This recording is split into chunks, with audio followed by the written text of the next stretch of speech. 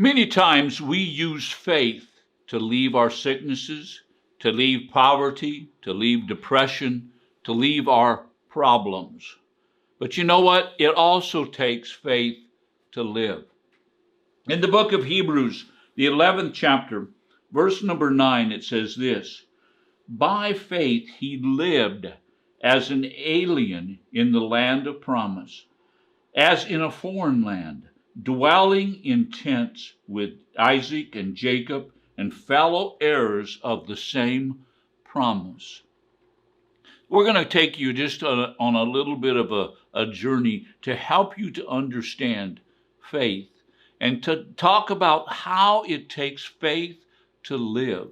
Now, you've left the sin. You've left the place that God has sent you to, and you've moved on. Maybe not physically, but spiritually, you are moving on. It takes faith to continue to move on. I want us to look at Romans, the 1st chapter, verse number 16. And it says here, for I'm not ashamed of the gospel, for it is the power of God to salvation for everyone who believes, to the Jew first and also to the Greek. And then it says in verse number 17, for in it the righteousness of God is revealed from faith to faith. As it is written, the righteous man shall live by faith. We're talking about taking and having a faith that causes you to live. Now, where does that faith come from? When you heard the gospel for the very first time, the gospel was planted into your heart. And what happened is, along with the gospel came the ability for you to believe. You see, every time you share the gospel with someone, you know what happens? They have the ability to believe. That gospel presents and places faith in that person's life, and they have the ability then to either accept the gospel or to reject it. But then verse number 17 says, for in it the righteousness of God is revealed. In what? In the gospel. In the gospel, the righteousness of God is revealed. But how is it revealed? It is revealed from faith to faith. And when we look at these words, from faith to faith, we have this understanding that there's a process, that there's something that's continuing on from one place to another. And I call that process living by faith. You see, we can't please God unless we live by faith. That's what the book of Hebrews says.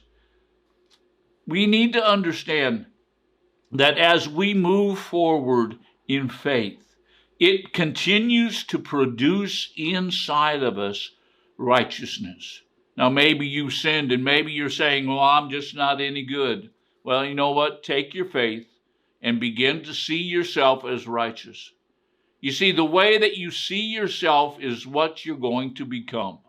If you see yourself as righteous, you will become righteous. But if you're depending and putting your faith in your own righteousness, you might as well hang it up. It's not going to work. So see yourself in the Word of God. See yourself in the gospel. See yourself as righteous by faith, but then living out your righteousness day by day by faith. Now I want us to go back to the book of Hebrews, the 11th chapter, verse number 9.